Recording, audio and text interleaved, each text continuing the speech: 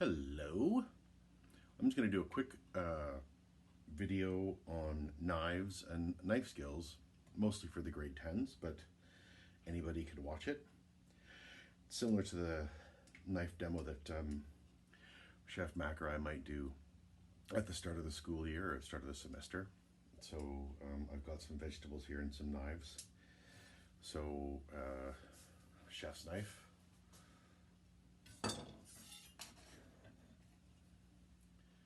Carving knife and carving fork. These are my dad's, actually. And so these are used for carving roasts. This is a smaller chef's knife that I use most often. It's this little cut out of the blade. It's called a gratin, and it enables, it helps food to fall off the knife so it doesn't stick to it. This little chunk right here, this big thick piece of metal, which I don't really like very much, is called a bolster. And it makes a very strong knife, but sometimes when you've sharpened them a lot, you can see on this one,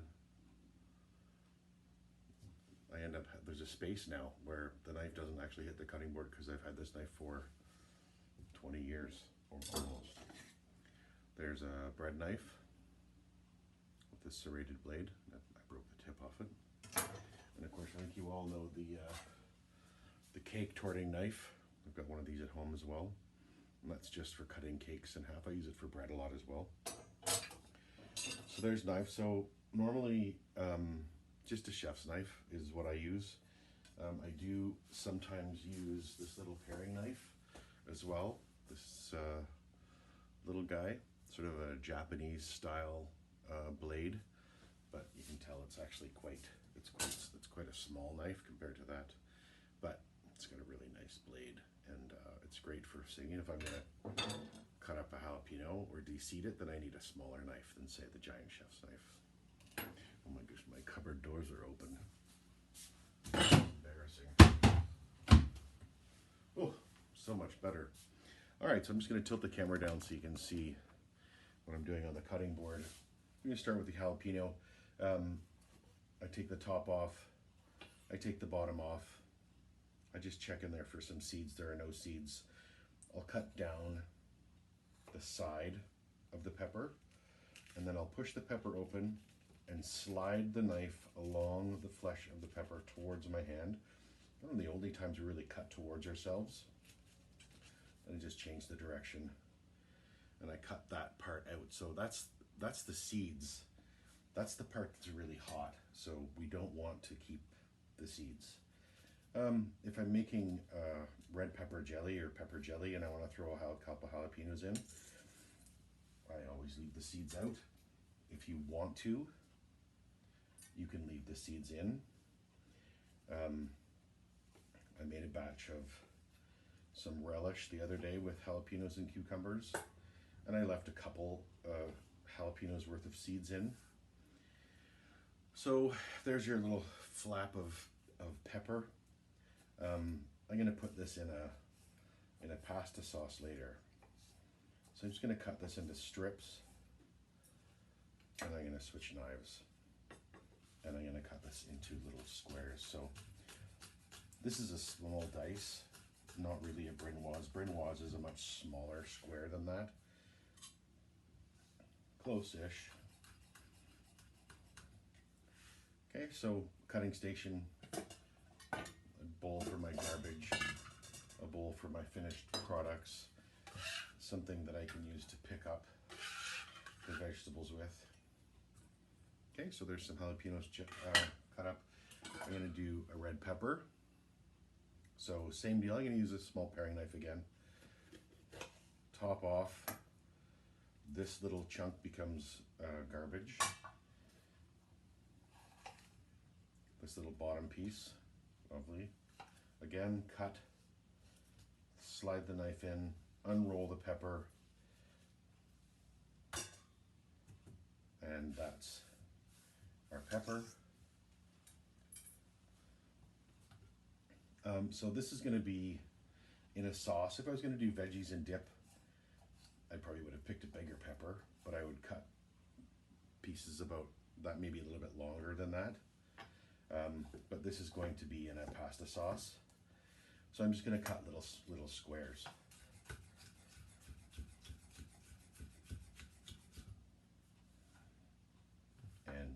that bowl with the other pepper. And we want to keep, I am making a pasta sauce out of this. So we're just going to contemplate or keep in mind or be cognizant of or remember, whatever, that different vegetables cook at different speeds. The knife needs to be sharpened. You can see it here pushing through the skin like that. That's not great. So that's a steal. If I want to improve my knife blade, I pull it towards, there's a little guard there. Sometimes you go away from yourself. You want to try to do about a 20-degree angle to keep that knife true. I have another steel. This steel has a plastic guard. This steel has got industrial diamonds embedded in it. So it does a little bit better job of actually sharpening the knife as opposed to just kind of combing the knife back like a regular steel does.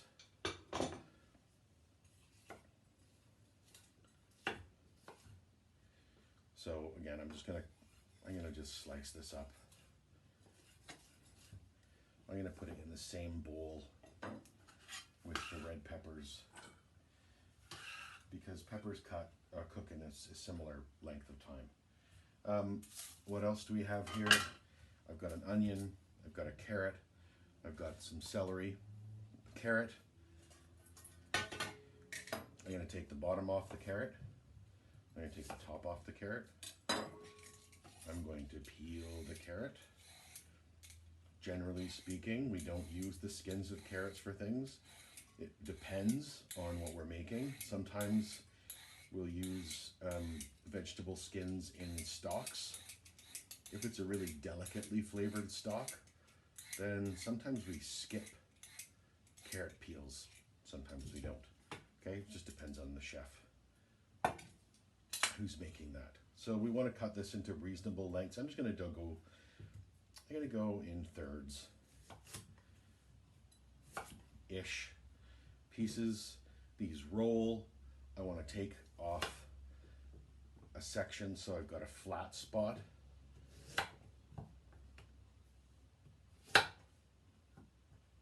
Okay. And then we're just going to cut these into little sticks. I think that's called batonette. And then again, little squares. That's a small dice.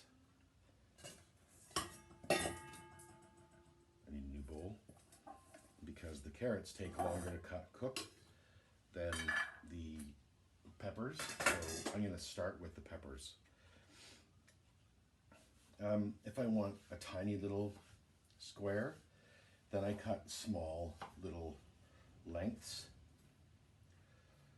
This would be a julienne, and then much smaller little cuts here, or not much smaller, I'm just making smaller sticks. Sometimes I figure what I'm talking about. Okay, so nice little tiny sticks.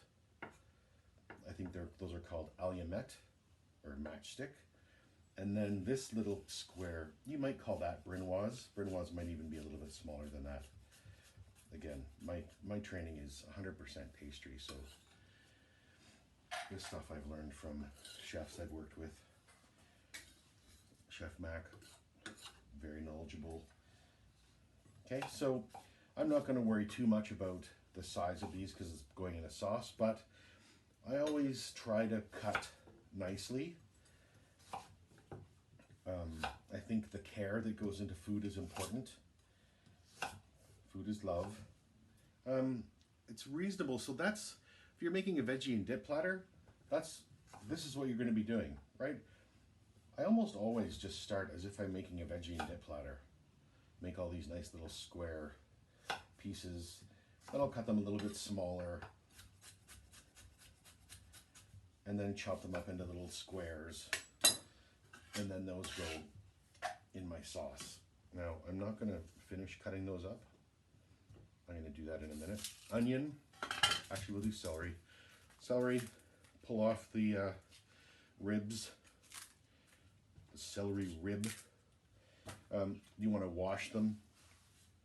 Wash. Okay. I washed them already. again, cut into reasonable lengths. I'm going to take the end off that. It looks kind of scudgy. Scudgy, the technical term for probably you don't want to eat that piece. And again, same deal. You could put that on a veggie platter, or you could put a smaller piece. And I'm more likely to put something like that. Something you do for little kids often. You can peel off the outside stringy layer of celery. That's pretty, that's something that I would say I probably never ever do, but it's something that sometimes people do if they're doing a veggie and dip platter or making celery sticks for their, you know, play dates or whatever.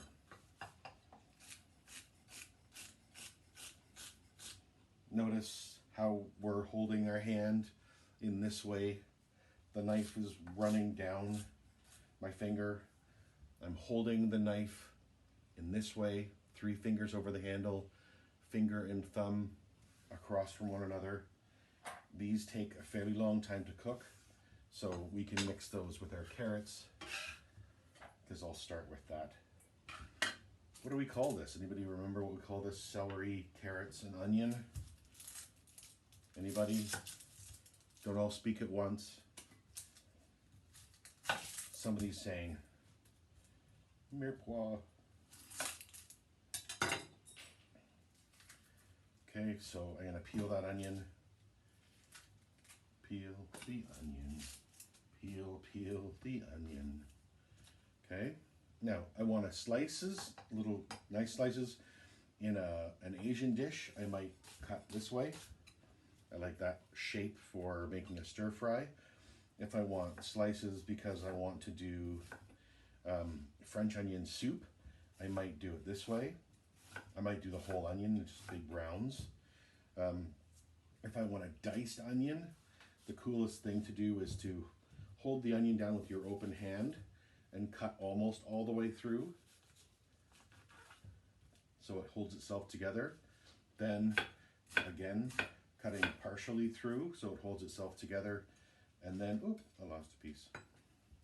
And then cut down, and that automatically kind of gives you a nice dice. Now, pasta sauce, in my world, in my kids' world, is almost always pureed, so it doesn't really matter how big the onion chunks are, except I do want them to cook down when I'm making this sauce. Okay, so that's some basic vegetable prep. Nice short video for a Wednesday, I think it is. Who knows? And I'm enjoying reading over your answer sheets that you send in. I've had several emails. Thank you. I love the emails. Please send me emails. You want recipes for anything? Email me. Just want to chat. You want pictures of my cats? Whatever. Send them. Okay. So we'll talk to you soon. Bye. Okay. So I thought, well, I might as well just make pasta sauce with you since I went through the whole process of cutting up the vegetables. So here's a decent sized pot I've got sitting on the stove. I've turned the heat on already. I want the pot to warm up a little bit. There's various explanations for this. They say about that it opens up the pores of the metal, blah, blah, blah. I don't know what the real answer is. I should probably research that for you. But once the pot gets warm, or even a little bit hot, we add enough olive oil. I put usually enough just to cover the bottom of the pot. Now, the olive oil, when it gets hot, will start to sort of look wavy. And that's when we want to put in the vegetables. So this might take a couple of seconds or a few minutes. I live in a tiny little apartment sized stove that doesn't have a ton of horsepower. But I'm going to bring over the carrots, celery, onions, and garlic. And then I've got my peppers also. And something else that I put in usually is mushrooms. which I've sliced and are over there. I put a full tablespoon of dried basil, and usually also, speaking slowly because I can't see it, a full tablespoon of dried oregano. And I do that with the oil because the oil will pull the flavor out of those things, and you can grind them a little bit up between your fingers a little bit to kind of help them kind of release the flavors. But I often just use dried things like so. You can see the oil's actually getting a little bit thinner. It's not quite shimmery yet. I'm going to use this type of tomato. This is what I buy for my kids. Product of Italy, San Marzano. This is a similar tomato to the ones we buy in class, but you know, I also have that diced tomato, and I have crushed tomatoes, and any of those things would work. So, do we have shimmery yet? Yeah, I think we do. Hopefully we'll hear a sizzly sound. Oh yes, some sizzle. Nice.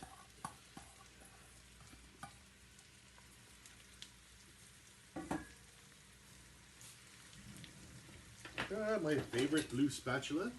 Just a gift from my son Henry, who likes to get me kitchen gadgets.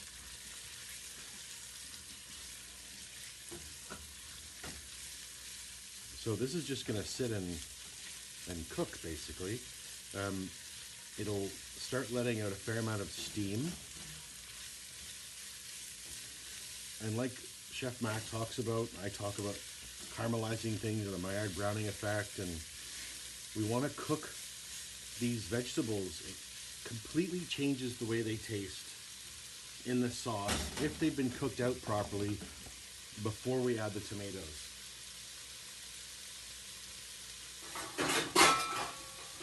We don't often use lids in our kitchen, but in the kitchen at school, I mean, I'll use a lid here just to get that temperature up really high and get those things cooking. Then I will add the peppers, and then probably I will add the mushrooms. Sometimes I brown the mushrooms separately, sometimes I don't, and today I'm not going to. I'm just going to cook them with everything else. Then I'll add the tomatoes and we'll cook it down and it'll be delicious. So I need a can opener here to open these tomatoes. Now, when I ordered tomato paste, it came in a much larger container than I would normally use.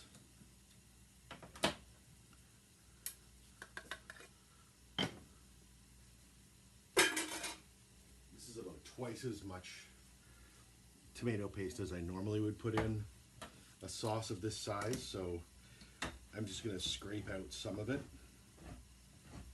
and put it in a little dish, and the rest of it I'll just put in the fridge.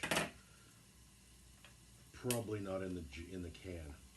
No, well, not in the can. That's not a safe way necessarily to store things. So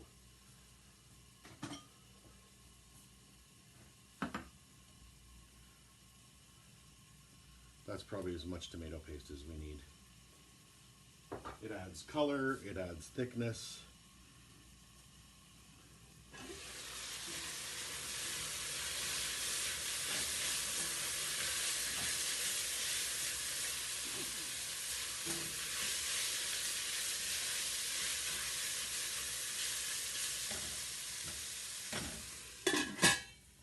Steamy for you guys. I have no idea how to fix that. Oh, maybe it's just on my screen I can see water, but you don't see the water. We'll hope for the best. So I'm going to cook this out for a little while. I'm going to come back and add the other ingredients. Okay, I think I'm recording. All right, so this is cooked down a little bit. You can see some stuff stuck to the pot. That's great. If it's meat, it's called fond. In this case, I'm not sure what you call it. It's just bits of vegetable that are stuck there, but that's flavor. And Chef Matt calls that gold. That's where all the good stuff is. Lots of good caramely flavors. You can see the color of the onions is darkening. So at this point, I'm going to add the peppers. And there's a jalapeno in there and there's a red pepper. Normally I don't put jalapeno in, but I had one, so I threw it in. It'll be delicious. So you see how quickly that cooled that down? Suddenly there's no more steam. I've also opened a window hoping that you guys will be able to see this. So again, I'm going to let that cook for a little while. There's something in there. A little bit of celery string from, get rid of that. Don't want that. Okay, so something that I add sometimes is a little bit of red wine or a little bit of balsamic vinegar, and that helps to remove this stuff from the bottom of the pan. It's called deglazing. But I'm going to let the peppers cook for a little while first, and I'll show you that in a second. All right. Okay. Look at that. All that color and flavor. That's important. This is why some people's pasta sauces taste better to you than others. Because of this cooking process. We want to get lots of color and flavor from these vegetables. And you can't get that by just putting them all together with a bunch of tomatoes and boiling them. You can't. You can't! So here I am stirring the mushrooms in. Delicious. My son loves mushrooms. My daughter hates mushrooms. So this way, I get the flavor of the mushroom. Mushrooms are really cool. They've got a lot of what's called umami, which is a kind of more of a mouthfeel than a flavor, but delicious.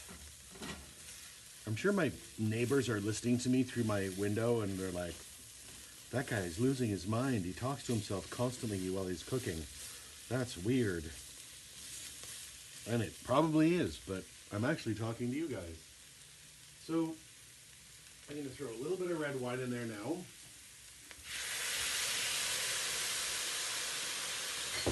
If I was going to use red wine vinegar or balsamic vinegar, I would use way less. But I don't know if you can see clearly. But most of that color has now come off the bottom of the pan.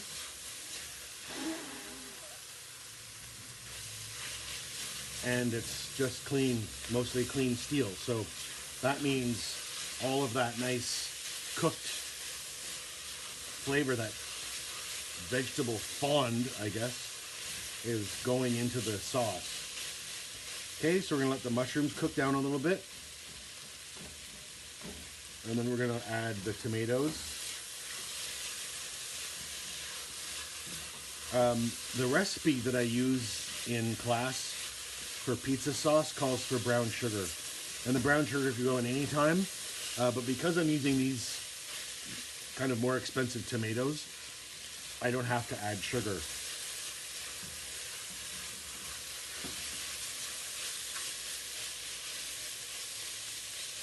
All right, see you in a minute. Okay, I'm not sure how much of that you can see based on the steam and various other things, but the mushrooms have cooked down a fair amount. I'm going to add these tomatoes. That's going to cause some steam, sorry. It's just the way this bracket works and the way my cupboards are, I can't really put the iPad anywhere else.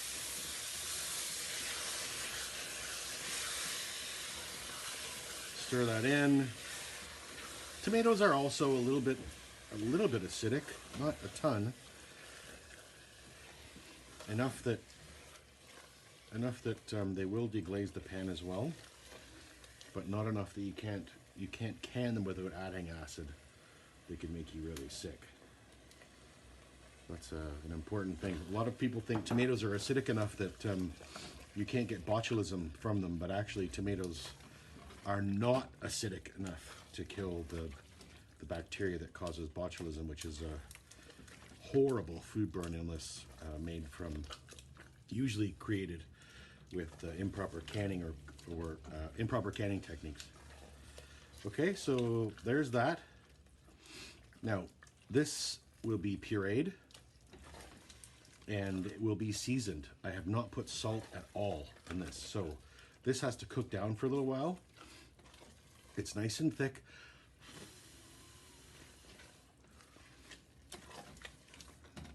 I'll probably season it now.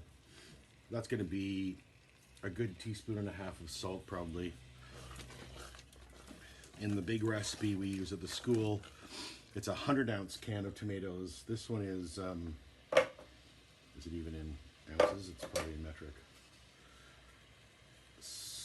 I have no idea. I'm even wearing my glasses.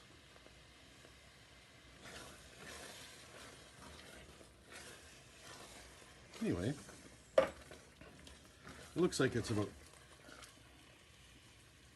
3 to 4 cups of tomatoes, so it's about 450 grams probably. Could be, I don't know, I'm guessing. Okay, so the recipe at school anyway calls for a whole tablespoon of salt. So I'm gonna let that cook down and then we'll puree it and we'll taste it. All right, my pasta sauce has cooked out. It's nice and thick and chunky, and you could use it that way. But like I said, usually for my guys, my kids, Sophie and Henry, they don't like the chunky, and it doesn't matter to me either way. And honestly, putting it in a lasagna or something, it's nice to have just kind of a smooth sauce. So and you can see that. I don't know if you can see that. The bottom of that pan is so clean. All of that caramelized deliciousness has gone into the sauce. Now I've cooled it a fair amount. It's room temperature. When you're pureeing something that's hot, it will expand pretty rapidly in the blender or in whatever machine you're using. So it's a good idea to have a cloth over top, just to prevent things from splashing all over the place.